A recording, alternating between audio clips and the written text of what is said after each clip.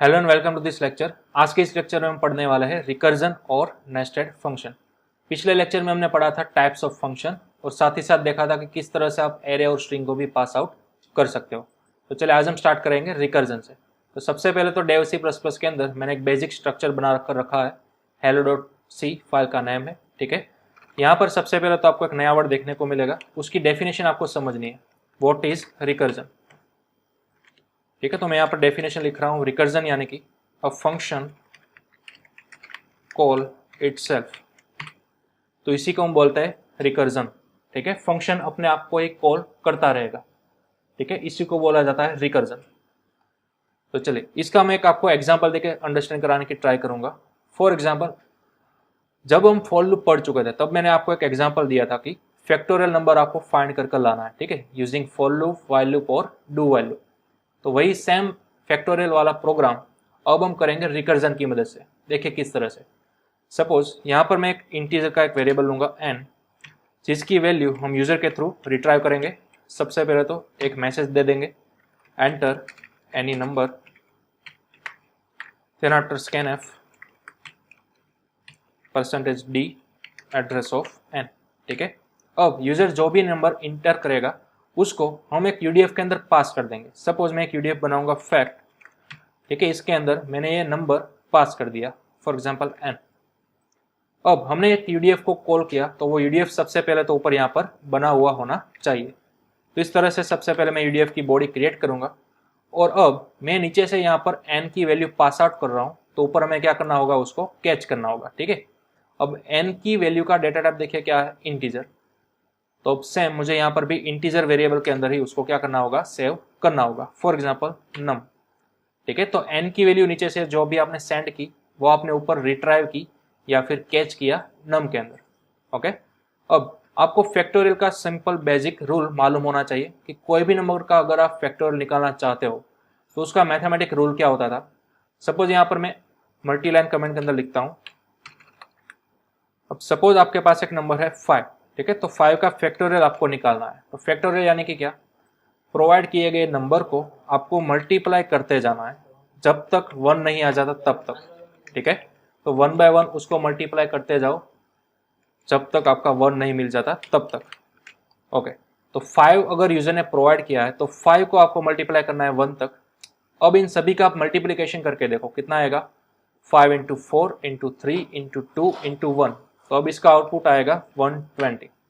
ठीक है, तो जब भी यूजर एंटर करेगा n की वैल्यू 5 तो अब आपको आउटपुट के अंदर प्रोवाइड करना होगा 120।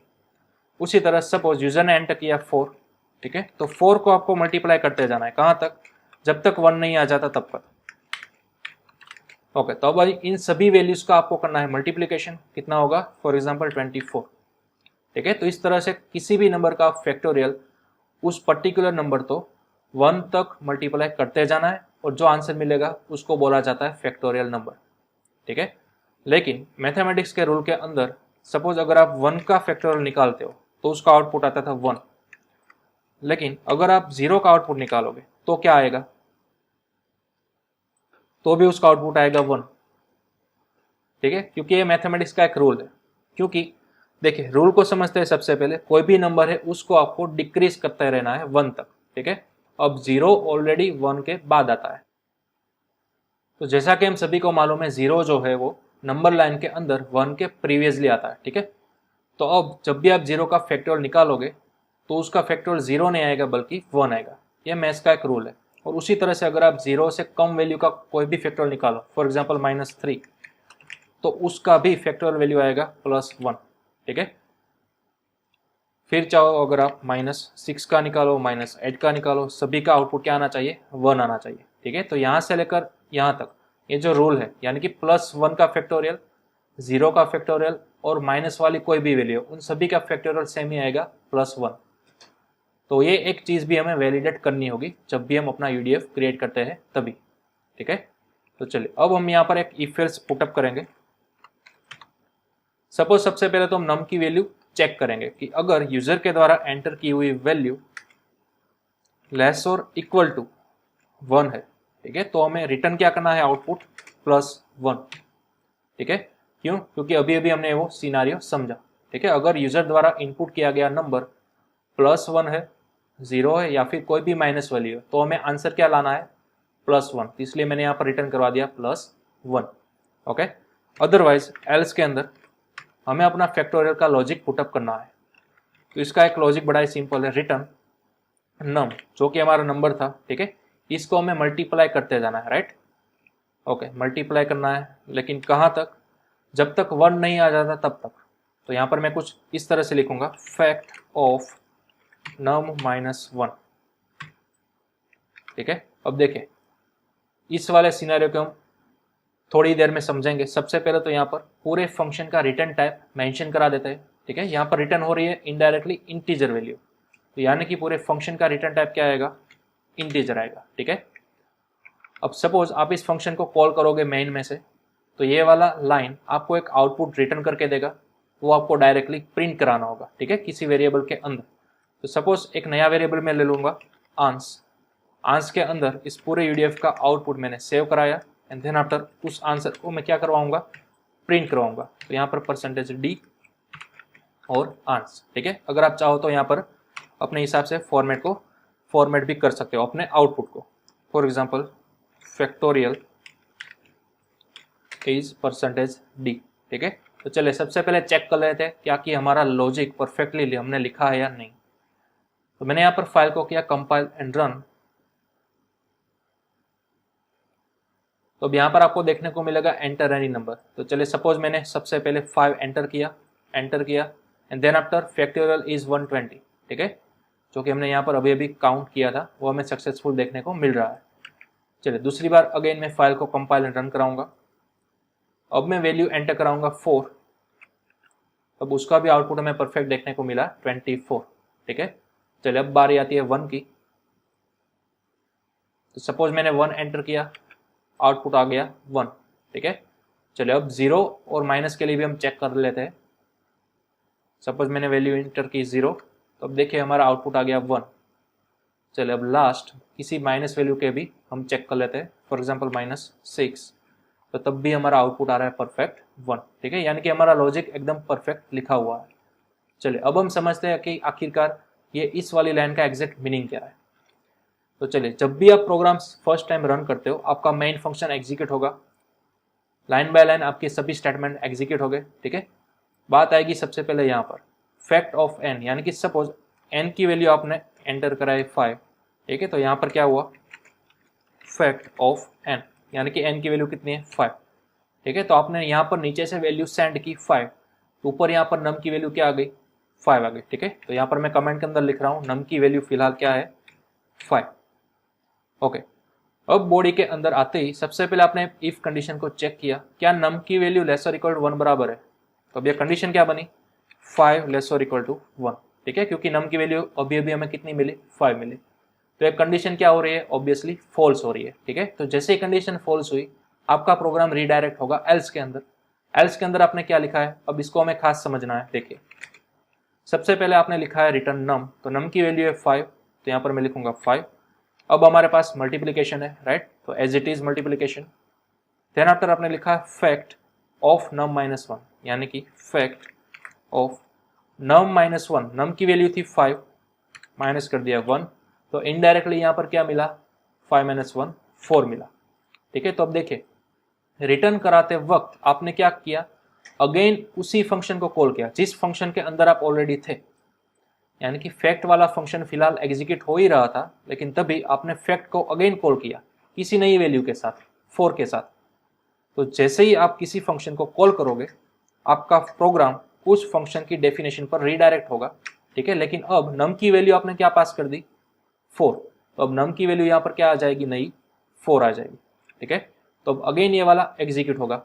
तो देखिए अब नम की वैल्यू यहाँ पर कंडीशन क्या बनेगी, 4 <= 1, तो अगेन ये कंडीशन आपकी पड़ रही है फॉल्स, तो आप रिडायरेक्ट हो गए एल्स के अंदर।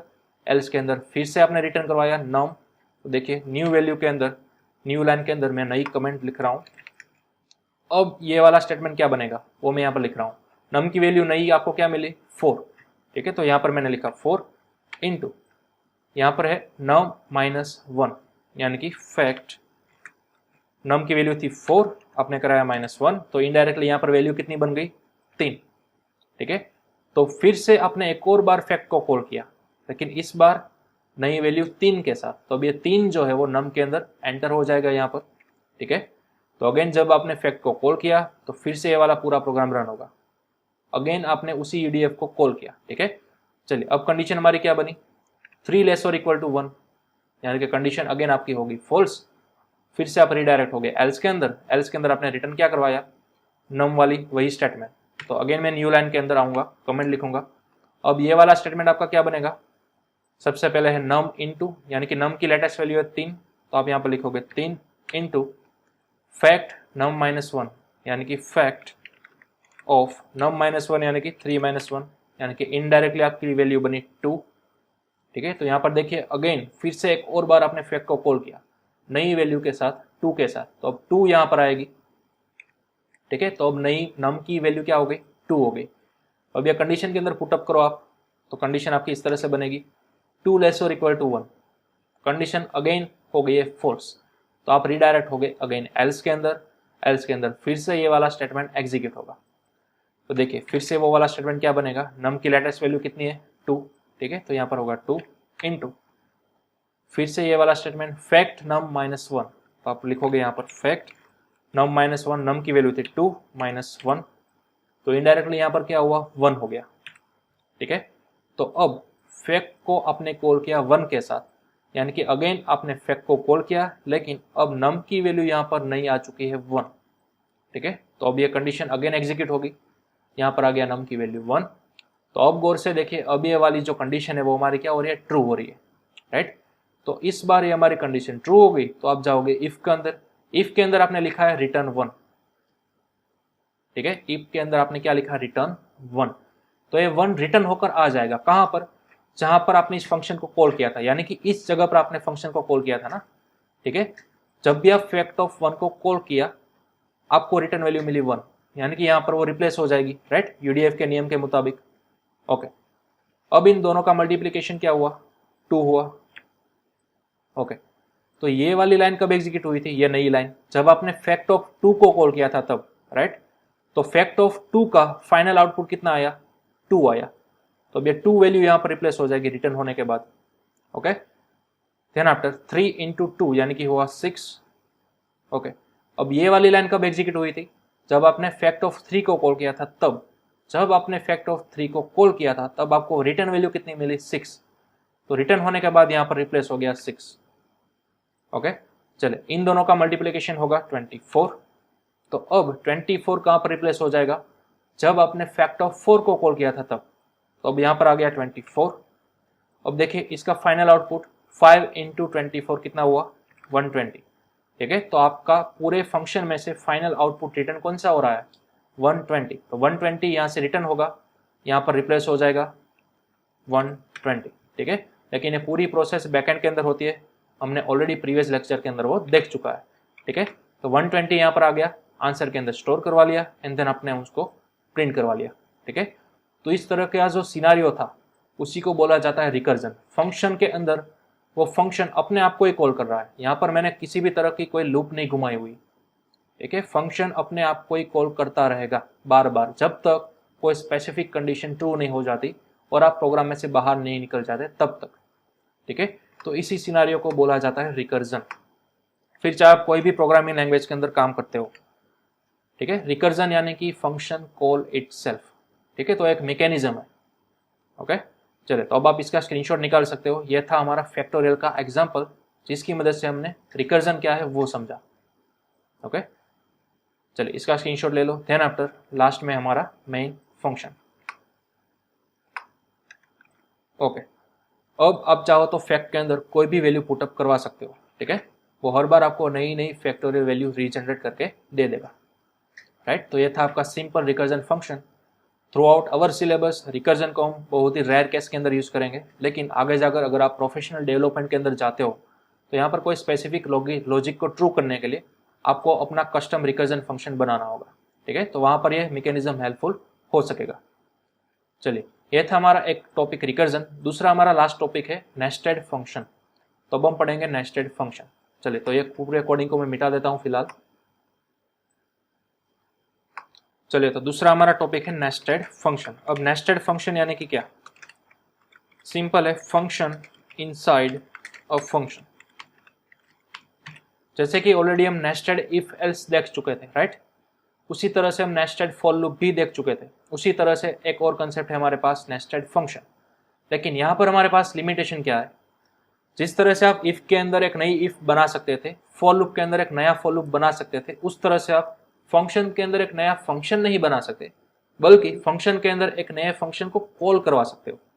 ठीक है, तो ये लिमिटेशन आपको ध्यान में रखनी है। देखिए किस तरह से, सपोज मैं यहाँ पर एक पर्सन को कॉल करूंगा, राहुल। ठीक है, तो राहुल करके मेरे पास सबसे पहले तो एक यूडीएफ होना चाहिए। सपोज मैंने कॉल किया वॉइड राहुल, तो राहुल ने यहाँ पर प्रिंटएफ करा हुआ है कि आई एम कमिंग, इस तरह से आई एम कमिंग, या फिर आप यहाँ पर लिख सकते हो आई am Rahul and I present. ठीक है, इस तरह से। चलिए, तो जैसे ही आपने राहुल को कॉल किया, प्रोग्राम आपका रिडायरेक्ट हो गया राहुल नाम के यूडीएफ पर, और आपको प्रिंटएफ के अंदर मिल गया आई am Rahul, I am present. ठीक है, लेकिन इसी तरह से दो नए पर्सन एक और है मेरे पास, for example void Piyush. Okay, उसके अंदर यही वाली लाइन में रीयूज करूंगा, I am Piyush, I am present.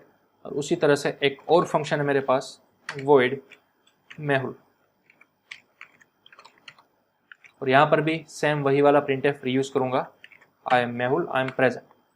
ठीक है, अब देखिए हो क्या रहा है, मुझे सिर्फ एक ही को कॉल करना है, राहुल को। जैसे ही मैं राहुल को कॉल करूंगा, ये तीनों प्रिंटएफ वाले स्टेटमेंट रन हो जाने चाहिए। मेरा अल्टीमेट गोल वो है। ठीक है, तो ये मैं किस तरह से अचीव करूंगा? सपोज फिलहाल जैसे ही मैं राहुल को कॉल करूंगा, ओनली एंड ओनली ये एक ही प्रिंटएफ आपको एग्जीक्यूट होने को देखने को मिलेगा, राइट? चलिए कंपाइल एंड रन करके देखते हैं सबसे पहले। तो यहाँ पर आप देख सकते हो आपको सिर्फ एक ही लाइन देखने को मिली, I am Rahul, I am present, right? लेकिन मुझे क्या करना है, मुझे सिर्फ राहुल को कॉल करना है। अब राहुल का काम क्या होगा, वो पीयूष को भी कॉल कर देगा ऑटोमेटिक, और साथ ही साथ मेहुल को भी ऑटोमेटिक कॉल कर देगा। ठीक है, तो इस तरह का कोडिंग आप किस तरह से बना सकते हो? हाँ, मेन के अंदर आपको कुछ भी नहीं करना, मेन के अंदर तो ओनली एंड ओनली एक ही लाइन होनी चाहिए, यानी कि एक ही पर्सन को आपको कॉल करना है, राहुल को। अब राहुल का काम एक्स्ट्रा क्या होगा, बाकी बचे हुए दोनों पर्सन को कॉल करना है, मेहुल को और पीयूष को। ठीक है, तो देखिए जैसे ही राहुल के अंदर प्रिंटएफ कॉल हो जाएगा, अब यहाँ पर मैं क्या करूँगा, राहुल को मैं इंस्ट्रक्शन दूंगा कि अब तुम्हें पीयूष को भी कॉल करना है। तो अब यहाँ पर वो इस तरह से सिंपल पीयूष को कॉल कर सकेगा। दैट्स ऑल, सिंपल इतना ही करना था। अब देखिए, अब जैसे ही मैं मेन के अंदर राहुल को कॉल करूंगा, सबसे पहली लाइन कॉल होगी प्रिंटएफ, उसके बाद पीयूष। तो आपने कंपाइलर को ऐसा बोला कि आप पीयूष को कॉल कर दो, तो यहाँ से आपका प्रोग्राम रीडायरेक्ट होगा पीयूष नाम के यूडीएफ के अंदर, उसके अंदर मौजूद सभी स्टेटमेंट्स वो रन कर देगा। ठीक है, तो सबसे पहले मैं यहाँ पर करूंगा कंपाइल एंड रन। तो अब देखिए आपको दो लाइन देखने को मिली, आई एम राहुल वाली लाइन और आई एम पीयूष वाली लाइन। ठीक है, तो ऑटोमेटिक पीयूष को भी उन्होंने क्या कर दिया, कॉल कर दिया। ठीक उसी तरह अब राहुल को एक और पर्सन को भी कॉल करना था, किसको, मेहुल को। ठीक है, तो राहुल ने क्या किया, पीयूष को कॉल करने के बाद अगेन दूसरे पर्सन को भी कॉल कर लिया, मेहुल को, इस तरह से, राइट? बड़ा ही सिंपल। तो चलिए अब मैं कंपाइल करके रन करूंगा। तो अब देखिए तीनों स्टेटमेंट आपको देखने को मिल चुके, आई एम राहुल प्रेजेंट, उसी तरह से आई am Piyush present and I am Mehul present. ठीक है, फिलहाल सभी लाइंस आपको हॉरिजॉन्टली मिलेंगे, क्यों? क्योंकि आपने स्लैश एन पुटअप नहीं किया। तो मैं यहाँ पर फटाफट से स्लैश एन को पुटअप कर दूंगा, और ये फर्स्ट वाले स्टेटमेंट के अंदर भी। ठीक है, इस तरह से। चलिए अब मैंने किया save, again compile and run. तो अब आपको आउटपुट बड़े ही अच्छी तरीके से देखने को मिलेगा। ठीक है, तीनों लाइन कॉल हो चुकी है, लेकिन तीनों अलग अलग यूडीएफ थे। ठीक है, तीनों के तीनों यूडीएफ क्या थे, अलग अलग थे। लेकिन आपने क्या किया, मेन के अंदर सिर्फ एक ही यूडीएफ को कॉल किया, और उस वाले यूडीएफ ने बाकी बचे दोनों यूडीएफ को कॉल कर लिया। बड़ा ही सिंपल। ओके, तो इसी कंसेप्ट को बोला जाता है नेस्टेड फंक्शन। एक ऑलरेडी फंक्शन बना हुआ है, उसके अंदर आप किसी दूसरे फंक्शन को कॉल कर सकोगे, तो इसी कॉलिंग मैकेनिज्म को बोला जाएगा नेस्टेड फंक्शंस। हाँ, अगर आप कहोगे कि सर क्या मेरे पास ऑलरेडी फंक्शन बना हुआ है, इसके अंदर मैं नया फंक्शन क्रिएट कर सकूंगा? नहीं, फंक्शन के अंदर आप फंक्शन क्रिएट नहीं कर सकोगे, बल्कि ओनली एंड ओनली उसको कॉल कर सकोगे। ठीक है, तो एक लिमिटेशन है हमारे पास, इसको आपको ध्यान में रखना है। ओके, चलिए अब दूसरा वे भी मैं आपको बताऊंगा। सबसे पहले तो आप इसका स्क्रीनशॉट ले लो, ये आपका फर्स्ट वे था नेस्टेड फंक्शन को कॉल करने के लिए। दूसरा वे क्या है, देखिए राहुल के अंदर मैंने सिर्फ कॉल कराया पीयूष को, तो आपका प्रोग्राम अब यहां से जंप करेगा यहां पर, ठीक है। अब जैसे ये वाली लाइन प्रिंट हो जाएगी, यहां पर पीयूष को हमने इंस्ट्रक्शन देना है कि अब तुम्हें कॉल करना है मेहुल को, यानी कि वाया वाया हम कॉल करा रहे हैं, राइट। मेन के अंदर हमने कॉल किया राहुल को, राहुल आ गया, ठीक है। अब राहुल ने कॉल किया पीयूष को, ओके, इस तरह से पीयूष भी आ गया। अब पीयूष ने अगेन कॉल किया मेहुल को, तो मेहुल भी आ गया, यानी कि आउटपुट तो हमें वही का वही देखने को मिलेगा, सेम टू सेम, जैसा कि हमने प्रीवियस देखा था उसी तरह। देखिए राहुल, पीयूष और मेहुल, ठीक है। लेकिन इस तरह से हमने सिनेरियो थोड़ा चेंज कर दिया। अब राहुल की रिस्पॉन्सिबिलिटी दोनों को कॉल करने की नहीं थी, राहुल की रिस्पॉन्सिबिलिटी हमने सिर्फ क्या प्रोवाइड की कि तुम्हें सिर्फ और सिर्फ पीयूष को ही कॉल करना है। फिर पीयूष के अंदर हमने एक और रिस्पॉन्सिबिलिटी असाइन कर दी कि अब तुम्हें मेहुल को भी कॉल करना है, ठीक है। तो इस तरह से आप कॉल करवा सकते हो, गॉट इट। लेकिन आपको इंडेक्स वैल्यू ध्यान में रखनी है। इंडेक्स वैल्यू यानी कि सबसे पहले आप कौन सा फंक्शन बनाओगे वो देखिए। सबसे नीचे वाला फंक्शन आप बनाओगे तो उसके अंदर ऊपर वाले दोनों फंक्शन को आप कॉल कर सकोगे, मेहुल को भी और पीयूष को भी, ठीक है। क्योंकि ऑब्वियसली चीज है, जब भी आप प्रोग्राम रन करोगे हमारा compiler top to bottom approach के अंदर ही आपकी प्रोग्रामिंग लाइन को स्कैन करता होगा, ठीक है। तो इस तरह से आपको ध्यान में रखना है, मेन के अंदर जो भी आप यूडीएफ कॉल कराते हो वो यूडीएफ सबसे नीचे बना होना चाहिए, और इसके अंदर आप कोई नेस्टेड फंक्शन कॉल कराते हो वो फंक्शन ऑलरेडी ऊपर बने हुए होने चाहिए, तभी आप उसको कॉल करा सकते हो, अदरवाइज आप उसको कॉल नहीं करा सकते, ठीक है। तो ये आपका दूसरा मैकेनिज्म का नेस्टेड फंक्शन का, ठीक है। इसको भी आप नोट डाउन कर लो, ठीक है। तो ये था आपका फंक्शन जिसको हम बोलते थे नेस्टेड फंक्शंस, ओके। तो अब आपका चैप्टर नंबर 10 यहीं पर खत्म होता है। हमने कई सारे कंसेप्ट इसके अंदर सीखे, यूजर डिफाइंड फंक्शंस, ठीक है, जो कि अब तक हम प्रीवियस 9 चैप्टर्स के अंदर जो कोडिंग करते आए थे उसका थोड़ा एडवांस वर्जन था, और आगे जाकर हमें बार बार यूडीएफ का यूज करना ही होगा, ठीक है। तो फंक्शन क्या था, उसका कंसेप्ट वो हमने सीखा, टाइप्स ऑफ फंक्शंस कितने थे, कितने अलग अलग टाइप्स के फंक्शंस के अंदर किस किस तरह से आप कोडिंग करवा सकते थे वो हमने सीखा। देन आफ्टर फंक्शन के अंदर नॉर्मल वैल्यू के मुकाबले पूरे एरे को और पूरी स्ट्रिंग को किस तरह से पास करते थे वो हमने सीखा। और आज के लेक्चर में रिकर्जन मैकेनिज्म क्या था वो, एंड देन आफ्टर लास्ट में नेस्टेड फंक्शन क्या था वो हमने देख लिया, ठीक है। तो इस तरह से अब हमारा चैप्टर नंबर 10 यहीं पर खत्म होता है। अब नेक्स्ट लेक्चर के अंदर हम मिलेंगे नए कंसेप्ट के साथ, लेकिन तब तक आपको कंप्लीट यूडीएफ की प्रैक्टिस कर लेनी है, ठीक है। एक एक चीज आपको मास्टर कर लेनी है, ओके।